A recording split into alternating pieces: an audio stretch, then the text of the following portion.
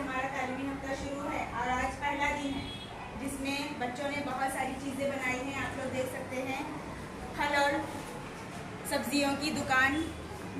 आप लोग फल और सब्जियों की दुकान। ये हमारी तालीमी हफ्ते की पहला दिन है। हमने ड्राइंग बनाई है। फल और सब्जियों की दुकान। ये हमारा तालीमी दिन है। मैंने मेरे खानदान की ड्राइंग बनाई है। मेरे खानदान में 4 लोग हैं।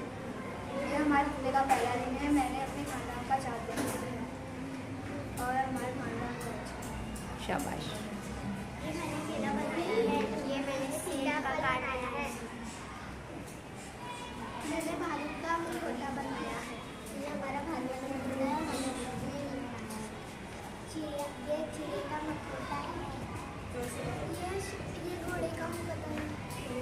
मैंने आम और बैगन बनाया है। मैंने गोभी और पपीता का चाट बनाया है। आज मैंने टमाटर बनाया। आज मैंने तरबूज बनाया।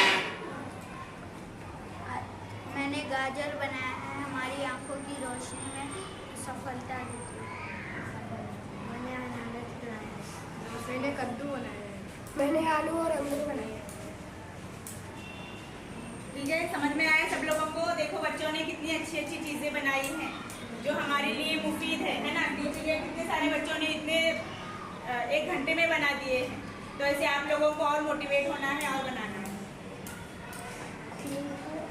क्लैप करो सभी।